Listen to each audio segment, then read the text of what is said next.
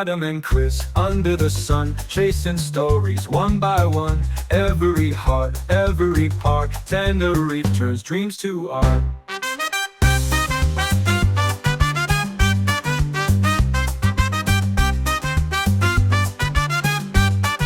Okay, so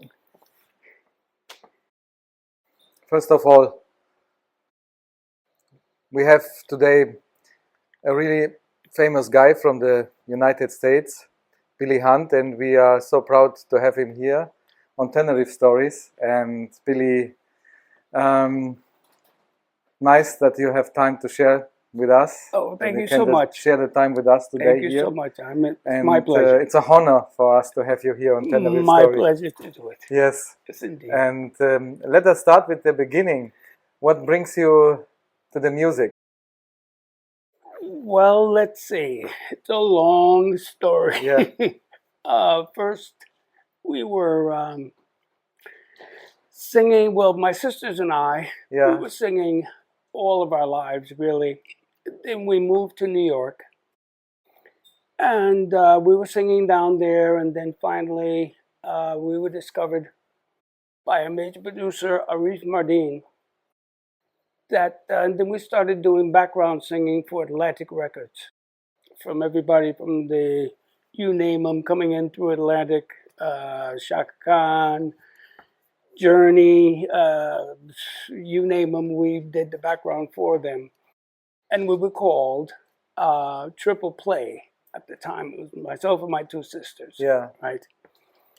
And we were singing there then, well, before that, I was at 18 years old. I signed my first contract with the Warner Brother Records with a group called the Aristocrats. Uh-huh. And that's how I met all the major players in Philadelphia at the time. That was Philadelphia International Records in the 70s.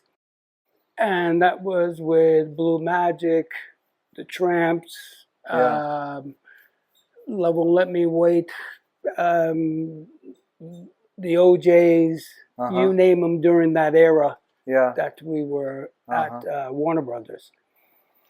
Then after that, that happened, and then that lasted for about a year and a half because of problems with the producers. And you know how sometimes the music industry is a very fickle situation. Mm-hmm. And so that's when we went to New York. I digress. That's how we went to New York. Next thing we were doing was we're singing. We got discovered by one of the producers at Atlantic Records, and we started doing background singing for everybody that came to Atlantic Records at the time. And shortly after that, this is how my life has been. I'll just give you, they're making a movie about my life. It's called The Right Place, The Right Time, Every Time. Every time. Because right after that, when we went to Atlantic, there was like an Irish bar. It was really, really big. An Irish bar. Most of the actors come through there. Nick Nolte, everybody was coming to this particular place because Atlantic was just up above that restaurant. So my sisters and I would always have this habit on lunch. We'd go down and sing down there, but ourselves by the radio. If a song came on, we'd know it and we'd sing it, you know. So everybody knew us down there anyway. So a guy his name was Dick Scott. He came in there, and we're singing down at the end of the bar. And he goes, "Hey, you guys sound great.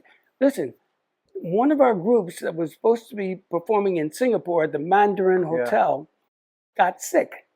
And would we be interested in doing the show?" So we went, okay. You know, we were so used to things happening like that, you know. But having said that, I always said, you know, when I talked about this story and they want to do this movie and everything about my life, I says, you know, one of the main things, it's like a basketball player, a football player, soccer.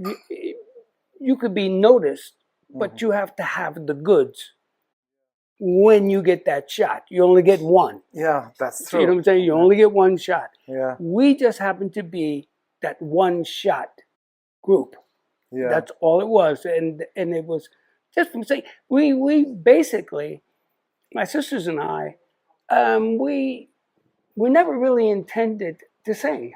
I mean, this is something that was just born. We were able to do it.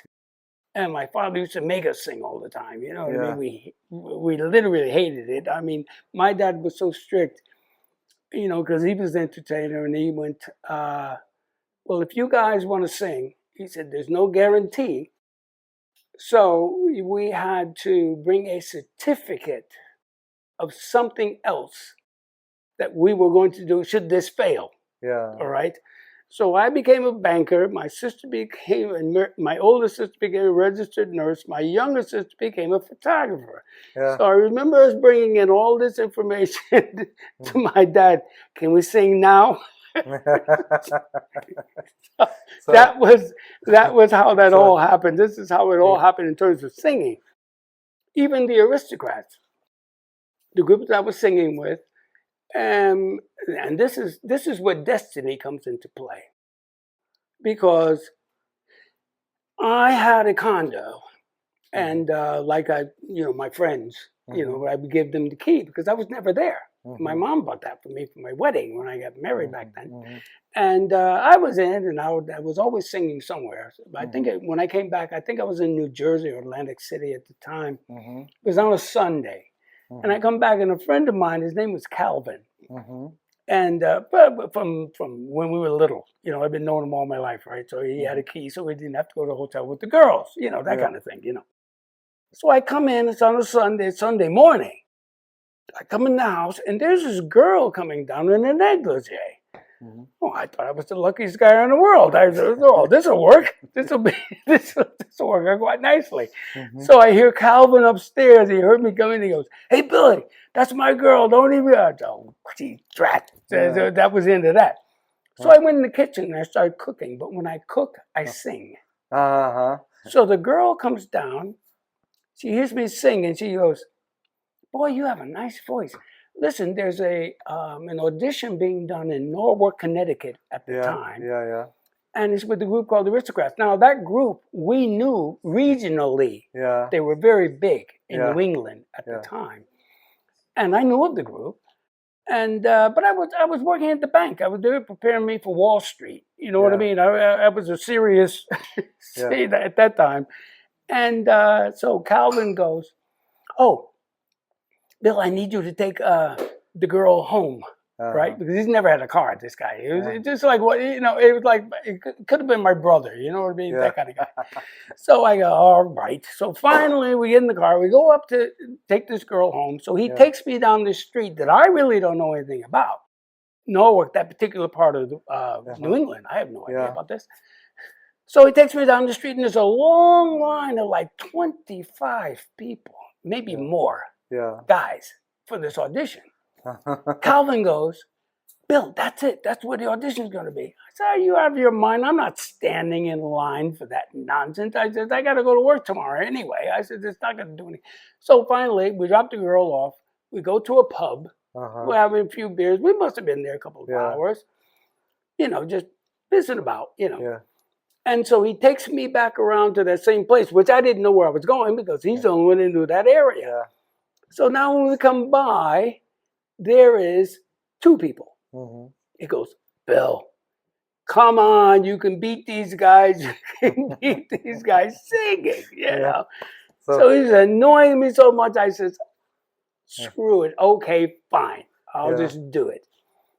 So it went pretty quick. Then I found out why it went so quick, because these guys were just, they would allow them to sing a verse. Not even a verse. You know, so I went in. I didn't know this then. I went in, and there was a song called "If Loving You Is Wrong, I Don't Want to Be Right." It's called "Loving You Is Wrong, I Don't Want to Be Right." And I got that far, and the guy says, "Okay." So I was going to leave.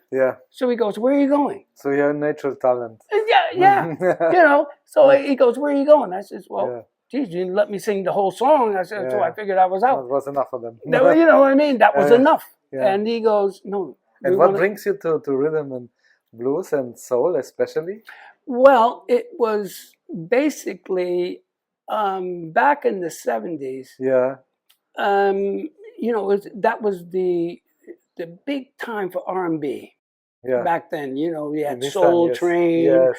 You had some of the biggest artists in the world were singing. Stevie Wonder, Lionel Richie. You had them all singing at that particular time. You know, Temptations even. Yeah. And so that's basically my. People have asked me before what was my who inspired me to sing. You know? And the only one I could really put my finger on was Stevie Wonder. Yes. It was just a prodigy. It was because of the fact he was so young when he started. Yeah. And he just kept rising. And I just kept following this young kid, you know. And I can remember that was also music of my parents. Oh, absolutely. I mean, that was the golden era. This was a really golden era. The 70s was a golden era of R&B. Yeah. That was the pinnacle at that point. So you rised up in the right moment. Oh, God. Again, right time, right place, every time. Yes, that's true. Yeah. This has been the star I've been under, you know. And so this guy, as I was saying before, they came down to this pub that we were. It was a restaurant. It was like a big Irish restaurant. And we're singing. This guy comes in. We didn't know him. He said, "Oh, well, there's a group that he wanted us. He heard what we sounded like. He liked it. And he asked us, were we interested in doing this thing in Singapore?" So we said, okay, well, fine. You moved to Singapore. No, we were in New York. Yeah. What the next thing that happened, this is how fast this happened. I'll get to the story of who this guy is. Yeah. We went to the rehearsal. Keyboard player was there with the charts. All the music was prepared. Yes. Everything was ready. And the next thing I know,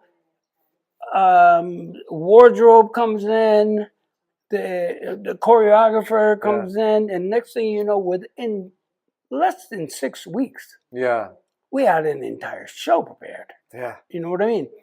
So now that I know this was happening, happening, I called my producer in Philadelphia, Bobby Eli, which God rest his soul, he's passed away. He was one of the biggest producers, along with Tom Bell, Norman Harris, at Philadelphia International Records at the time. And I said, "Hey, Bobby," I said, "we got this job in Singapore." I said, "I think we're going to need some new songs." You know, so he prepared 4 songs, which we'll be playing. You know, when you talk to Jordi, you know, this is my partner over there, but we're bringing him in. But we did these 4 songs. Signed a deal with CBS before we left. Before we left, we had already signed the deal with CBS. So when we came to Singapore, we were singing in Singapore. Was it what was it? 9 weeks at the Mandarin Hotel. Word got around because when we landed, you know, because we were with CBS. Well, the reporters, paparazzi. As soon as the plane landed, everybody was taking pictures, this and that. So it was a big event, and we did the show. Next thing I know, we get a call, and the King of Malaysia wants us to perform. Oh. So they sent an army to pick us up. Pick us up. Yeah. It was during this time, it was the runway for Piaget Watch at the time. It's a big event. You had Time magazine there, the editors, you had all kinds of people there. It's this big event. So we did that. Then the next thing you know, we went back to New York. And this is where the guy Dick Scott comes into play. Went back to New York. Next thing I know, we're going to Spain, Madrid. A place called the Retiro, which is like in Spanish called the Park, but it's a huge place. I mean, every night everybody's in with tuxedos. This kind of place this was. And so we're there, and we get a call from Dick Scott, this guy that sent us on this tour. He says, "Billy," he says, "listen, we need you guys back here in New York because we're putting together this group. They're white boys." This is what he said, because he was a black guy. He said, "They're white boys." I said, "Yeah." He said, "They're called New Kids on the Block. This is what we're going to call them. New Kids on the Block." Now, you know about those Everybody guys. can remember. Well, we didn't know them. This is something that they came up with. It was a name. It's just a name. It was just a name, time, you know. So I says, but we had a contract here in Spain of $10,000 a day. Yeah. You know, this was 6 nights a week. Yeah. We were performing all over Spain at the Yeah. time. Yeah. And so when he said that, I says, I don't think so. I says, you know, I said, you're asking us to turn down 10 grand a day. Yeah. You know, and to go back to New York to sing with some guys that might do it and might not. Yeah. All right. Yeah, This is what.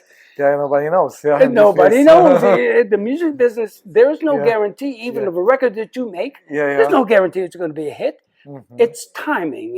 It's promotion. Mm-hmm. It's a lot involved in that. And so, you know, because I'd been in the business so long, you know, this was like, I said to my sisters, I said, you know, I'm not really prepared to do that. You know, go back home with this group that might make it and might not when we're doing 10,000 a day, 6 nights a week. Yeah. You know what I mean? And our contract was 10 years. So, are you kidding me? It's like so it was like it wasn't really that hard to say no, but it was like he was really angry about that. Yeah, yeah. I can imagine. Oh God. But then what happened to that group? Yeah. Yeah. Yeah. All over the world. All over the world it was. All over the world. So I was asked by a reporter in Madrid. They heard about this, you know, the story about our story, and he says, "Do you have any regrets?" Mm-hmm. I said, "No.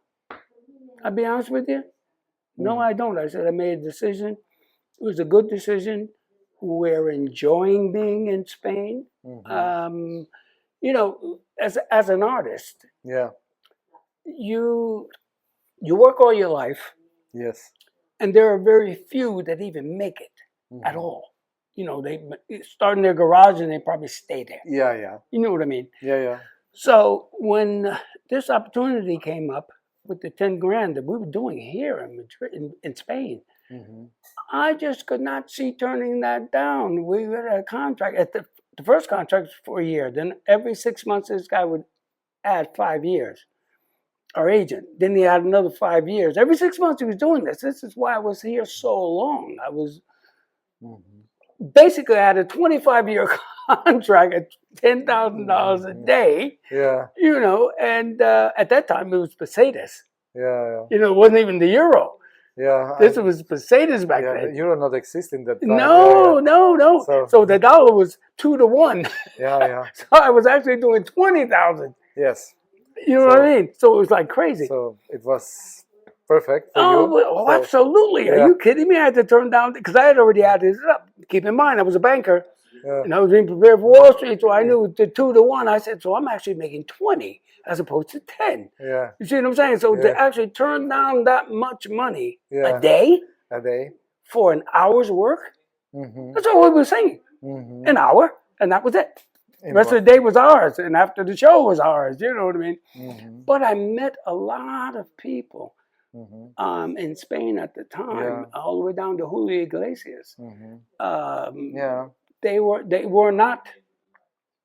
They were big. Famous in this time, but they weren't who they are now. You see what I'm saying? Because I had many conversations with Julio's manager, Fraile, that was saying, talking about how did they get to America at that time? You know what I mean? And at that time, there was no Spanish music per se. In the 70s, that was all R&B. You know what I mean?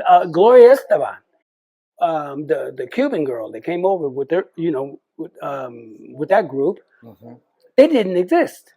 So and the only one that I knew about that was singing anything Spanish was opera. And that was Placido Domingo. Yeah. You know what I mean? At that time. And I said, well, it's going to be hard to do this. So the only thing I said was, I said, the best shot you're going to have is go to Miami. I said, because Cuba's, all the refugees went to Miami. Yeah. And so that was the conversation that I had with him. But here's what happened after that. I went back to New York on some other business on 42nd Street in Broadway, and there's a big screen there on Broadway, right? Who do I see? Mm. Julio Iglesias, Diana Ross, and Willie Nelson. I couldn't believe it. I was just with them 3 months before that, having a pint. Mhm. Talking about the same thing. It was crazy. So I said to one of my guys, his name was Mac McCullum. Yeah. I said, "Is that Julio Iglesias?" He says, "Oh yeah, this is going to be the big new Latino guy and this and that." I said, "Jesus Christ!" I said, "I just was with this guy." Yeah. I had been with some of the biggest artists in Spain at the time: Yeah. Lola Flores, her kids, Los Chichos. Uh-huh. I can name So how many that I was with at the time Mhm. that we didn't know them. We were fresh from America. Yeah. We didn't know anybody. We were just singing, performing, And so after that, well, no, it's really not after that, because how I got to Tenerife was Mhm. our agent said to us, now this was after about, maybe 4 years, 5 years Yeah. being there. He says, "Have you ever heard about Tenerife?" I said, "No." He says, "But they speak English." Yeah. But meanwhile, all this time, I'm speaking Spanish. You know what I mean? So I hadn't spoke English and I don't know when. So it was like refreshing. Yeah. My sister said, "Yeah, where's this place that we can speak English?" Mhm. So we went to Las Palmas first. What Las year it Palmas. was? And this What year was it in, let's see, let me get this dates right. When we went to Singapore, it was latter part of 81 Mhm. when we went to Singapore. Mhm. So we're talking 84, 85, somewhere in there when we came here First time. first time. Mhm. And it was back then in the 80s. This Mhm. place was hopping. Mhm. You had discotheques. They don't Yeah. call them that anymore. Mhm. You had discotheques. You had The great nightlife in Santa Cruz. in Santa Cruz, Yeah. in the South. I mean, it was popping in the 80s, Yeah. And I said, "Utopia." So what my Utopia, sister, it's a good word for that. Can imagine. Utopia. This is beautiful. So, Innocent, beautiful. oh, absolutely. Yeah. So I said to my sisters, I says, "We gave up the 10,000 Uh-huh. to come here to sing for little or nothing." You Uh, know what I mean? But it was the island. It was the people. It was something about Tenerife yes. that stuck with us, and Yeah. we could not let it go. Just couldn't let it go. I've loved this place ever since. You fell in love with the island Oh, in this God, moment. yes. God, yes. And when we got here, we Yeah. met a entrepreneur. His name Yeah. was Raul Hernandez. And he was the owner of the Castillo San Miguel. And so he heard us sing when Yes. we came to Tenerife. Mhm. It was like a little small discotheque in the Puerto. And he offered us a job at this time, it was called Tenerife Palace, which was in the north at the time. And he says, "But listen, but I want to put together a group, the Platters. Do you know anything about Platters?" "Yeah, I know a little bit about the Platters. And my dad had sang for the Platters, so Yeah. I know a little bit about it." A little bit. Yeah, a little Just bit. a little bit. So my sister, Connie, was here. My other sister went Yeah. back to New York. So we changed our name to Silk and Satin at the time when we were singing here. And when he offered that, there was some other guys coming in. One was Ronnie Canada. He was coming in from Ohio. Mhm. A couple more guys coming in from somewhere in Alabama, I believe. I can't remember exactly. Mhm. Felipe. Felipe was, at Mhm. this time, he was from Baltimore. So we put together the group for the Platters, and we sang there in Puerto for about Mhm. 4 years, 5 years. Then shortly after that, Raul said to me, he says, he says, "I'm building another place." This was before Castillo San Miguel was even built. And he took me down there. He says, "This is going to be the Castillo San Miguel." He says, Yeah. "You're going to open for me." So this is how this all took place.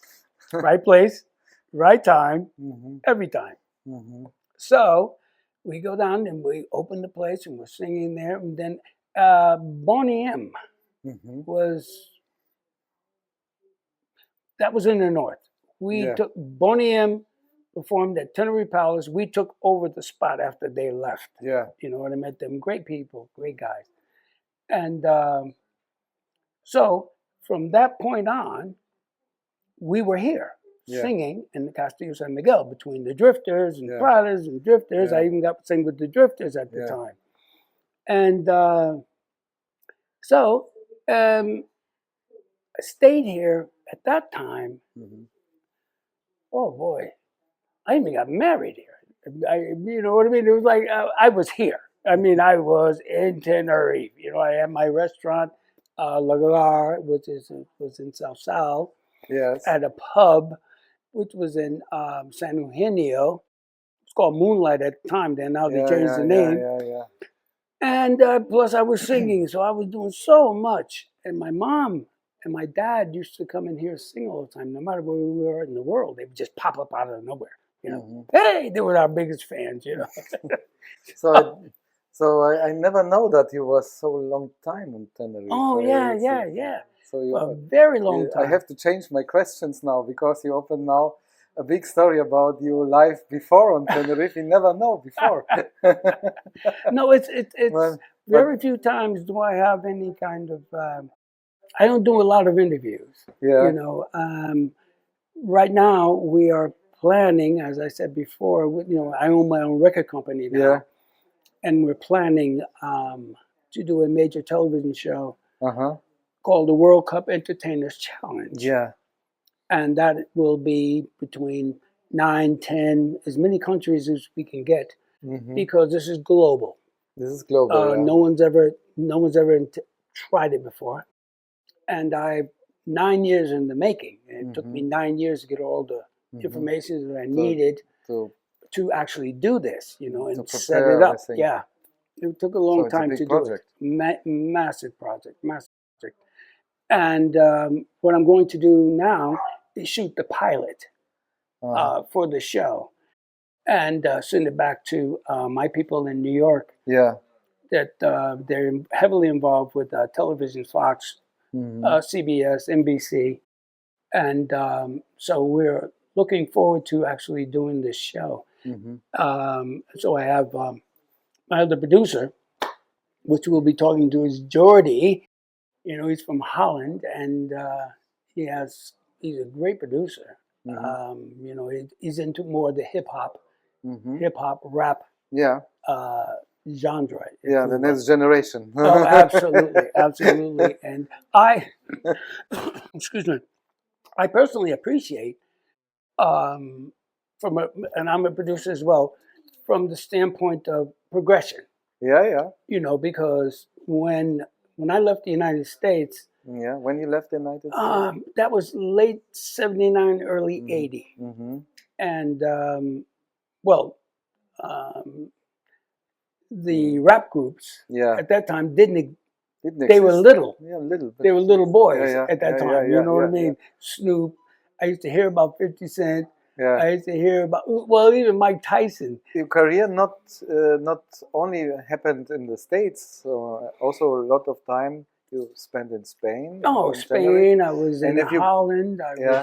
I've been. And if you look back, what was the most outstanding in your life, in your career? I think really the idea, not so much the aristocrats, that was something that was, because I really wasn't thinking about it. It just happened because I was able to do the job. Again, it goes back to opportunities come to everyone.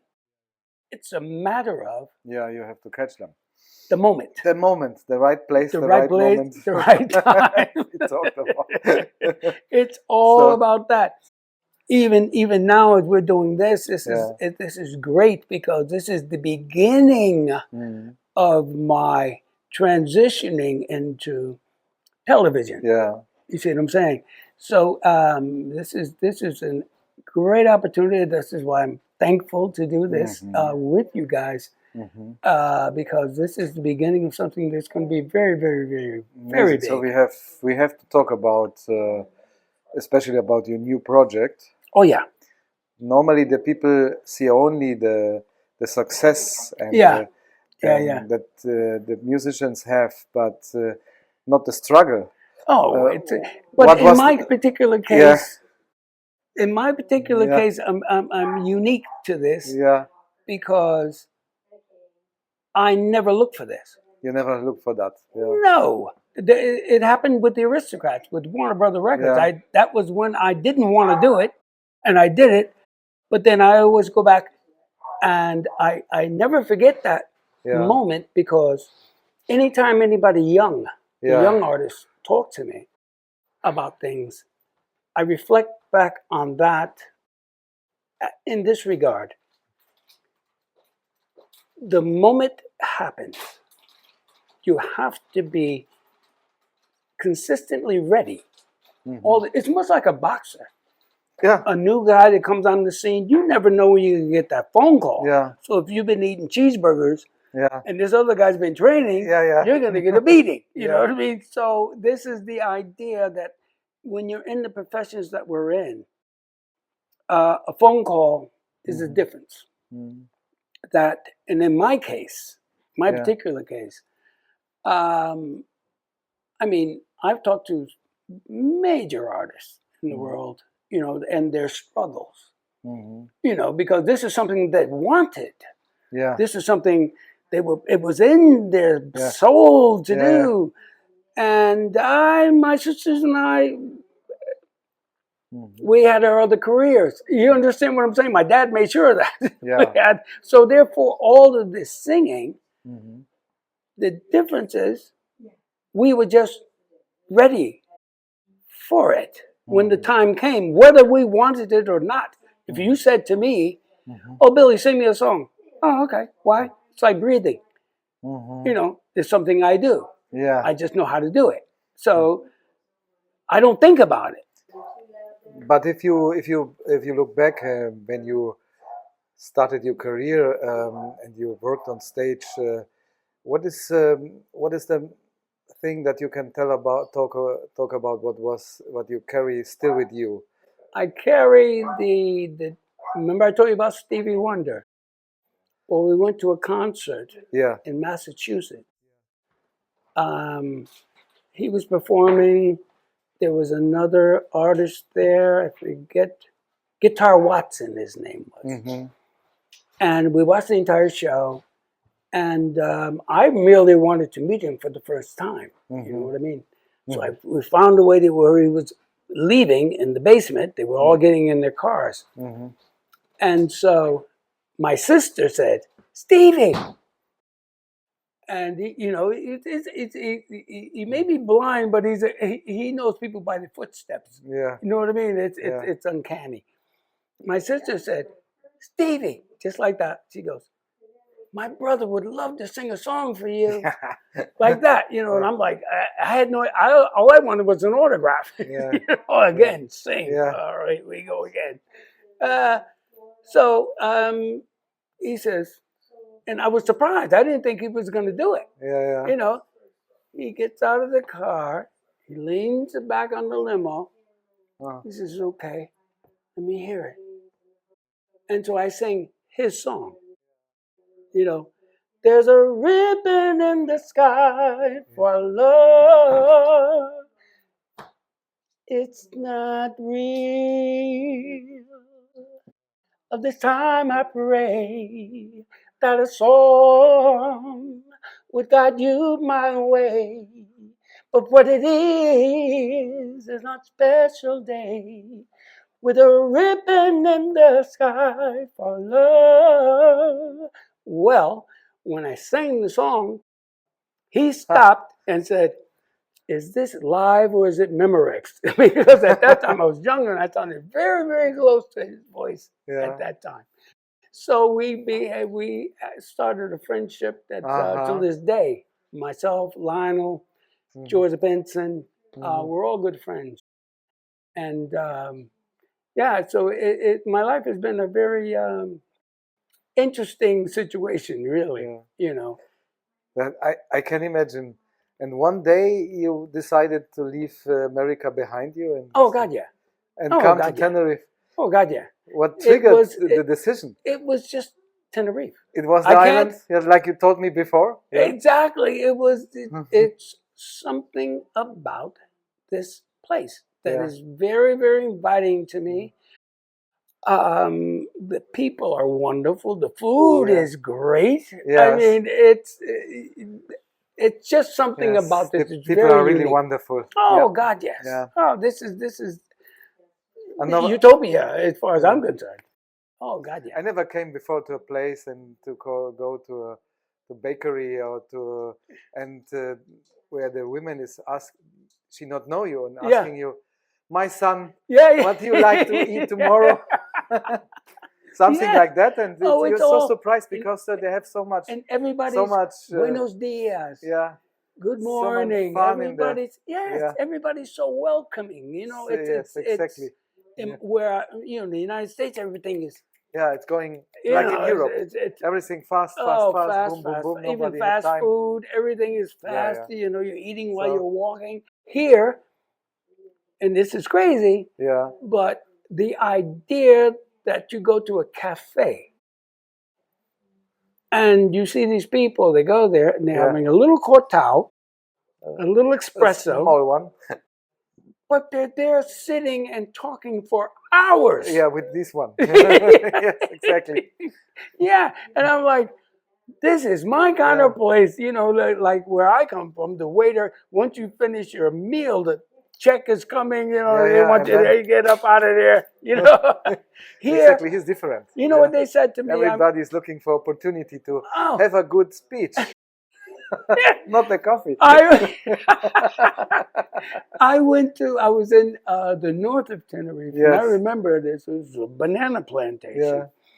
With all these guys, they dressed all over. I think that's why I got dressed in black from.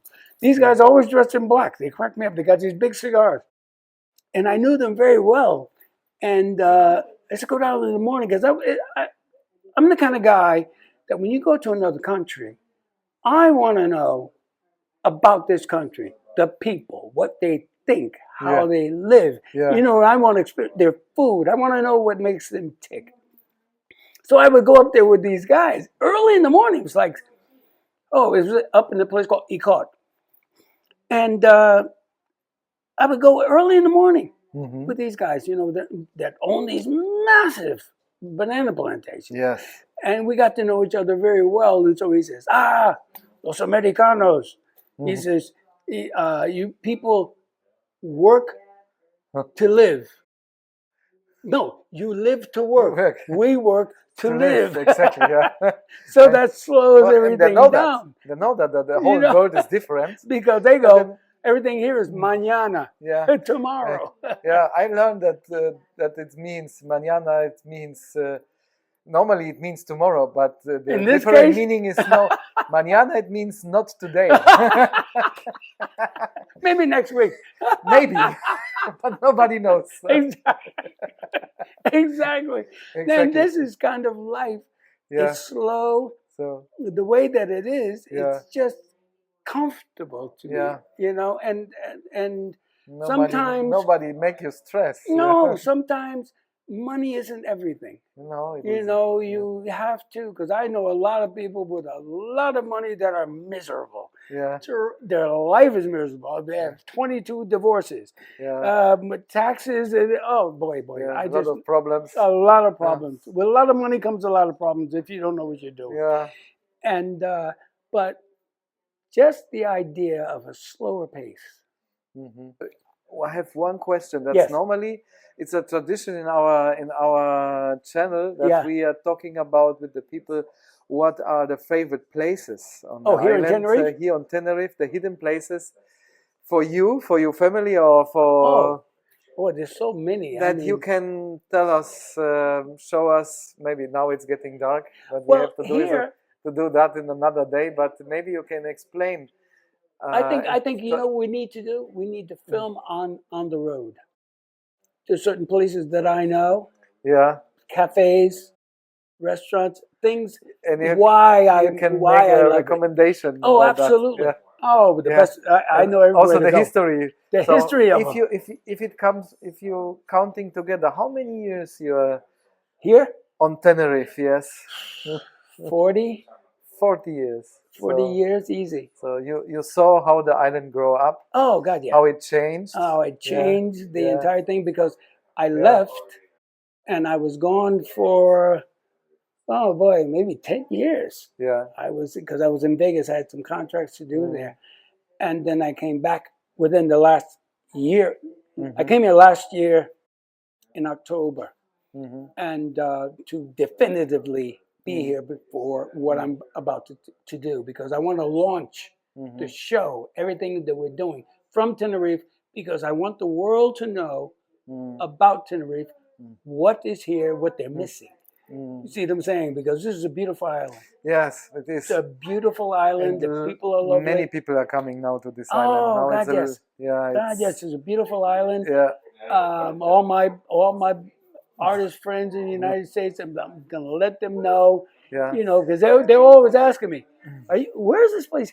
Because they look on the map. You know, they go, "But that's in Africa." I go, "No, it's not." I said, "Geographically speaking, it's on the coast.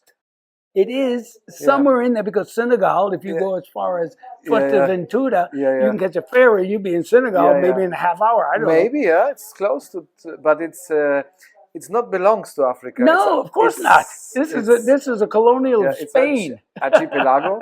It came from the volcanic eruption and it's independent. Totally like independent. The people here. They're special and they're so different, like never seen before. This is different. It's unlike mainland. Mainland is a bit more, it reminds me of maybe more about the States. I don't know. Yeah, like that. Like you know, the States and Hawaii. For example, you know what I'm saying. That was my second question that I'd like to ask you. What was the reason why you choose Tenerife from all the places in the world? But you give me the answer because you start your career really early here. And I love the island. I just love the people. I love the food. It's nothing that I can't think of one thing I don't like about Tenerife. It's just, and it's always been like a magnet. Yeah, it's like when I get on the plane and I thought land, that the same, but I'd like to stop you. But I thought the same what you told me. It's like a magnet. It's like for a you magnet. And for everybody. Even if somebody is telling me also that if you're coming to this island, you have to love the island. You have to take the island, but the island also have to take you. Has to take you as well. Yeah, as well. And what they do is, it's a very strange thing about the Spanish, particularly here, because they have a lot of different countries that come here. A lot. And back in the 80s, they were really afraid to speak English. They were afraid because they didn't want to say something wrong. When we tried to speak Spanish, we were always saying something wrong, but it was always good because they would try to correct us. They love the idea that you try. That you try it. That's the difference. They love the idea because they want to talk to you, but they just can't. And they don't want to speak in English because they think they're saying something wrong. When in fact, when we speak in Spanish, we're always saying something wrong. Then they're starting to explain a lot, And finally, tell me if you can give a piece of advice to somebody dreaming about a new beginning. What could it be? Well, the new beginning would be wherever you come from. And everyone has this desire to change. The majority never do. Fear, something new that they're very comfortable where they're at, But my advice is to take that step. Take that step because that could be the happiest thing that you could ever do in your life is making that change. If no more, then to go there to wherever you're thinking about. Go there. Take a week. Take a look and see that where you come from is not the be all and end all. This is a big world. It's a very big world, and every pocket of this world, there is some place ready for you. That's my suggestion, is to take that step, take that jump, just to go see. Because a lot of people are just afraid to even go see. Check it out. You know, you never know. You never know. You might find out what I found out. So that was a great ending. Thank you so much. Yeah, thank you so much for the interview. Thank you. Yeah, thank so you. It's been a pleasure. Yeah. And we'll do this again. Yeah. We will do this again. We will do this again in a second movie that then we can talk about the progress of your great project. That's it. Yeah. That's the one. And I'd like to before we leave, I'd like to present my my partner Jordi. Come on, Jordi. Hi. Nice to meet you. Nice to meet you. So you heard a lot about the story of him. So what can you talk about? What can you tell about your project and that what you are planning to do together in the future? So yeah, he's making some music. I'm gonna help him produce that. Yeah. Everything he needs some help with, I'm ready to jump in. You know what I mean? Yeah. So basically, I can do anything. You can do anything. Yeah. So you have a lot of experience in music and production. Well, after I'm specialized in arrangements, you know? Producing, and yeah, that's what I do. So, and how you came together? It's a funny story. He's planning to buy my family's house, and my family gave him a record. And then he got interested, and we met, and we got talking, and just grew into where he wants me to work together, you know. So you have your own company, your own production? I have my own production record label, just independent, you know. Yeah. And you're producing here on this island? Yeah. In your studio, or it's a... Yeah, I have a little home studio. Because I don't do much recording, I just do the finishing the product, you know. And what kind of music you're producing now? Rap music. Rap music. Yeah, well, I recently released 6 albums in the past 2.5 months. They're around here. I can show you something. Yes. Want, you know? Yeah, he talked about. Can you tell us something about these albums? Yeah, they're all produced by me with different artists that I'm working with. Yeah. And before, I had a lot of time working. Yeah. And I used to run a coffee shop. Yeah. And I was busy like 24 hours a day, 7 days a week. Yes. And can now imagine. The coffee shop thing stopped for me. Yeah. And then I got time to finish my production. So now I'm just releasing a bunch of music. To come to your project and. Yeah. So there are artists from all over the world, or especially from this island, or from Spain, or most of them from Netherlands and the USA, and USA. Also some from this island.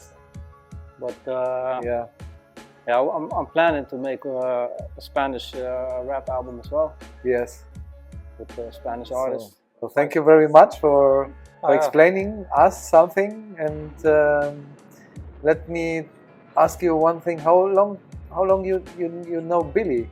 A long time. For a year now. For a year? We have some mutual friends which are known for longer, because they also know they know us from in the coffee shop, you know. Yeah. Because we did a lot of live music in our club.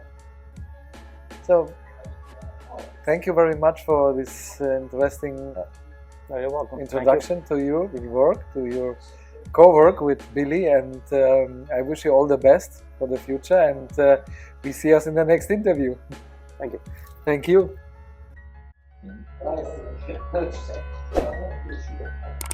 Chris? Yes. Okay. Good. Did you get the secret spot?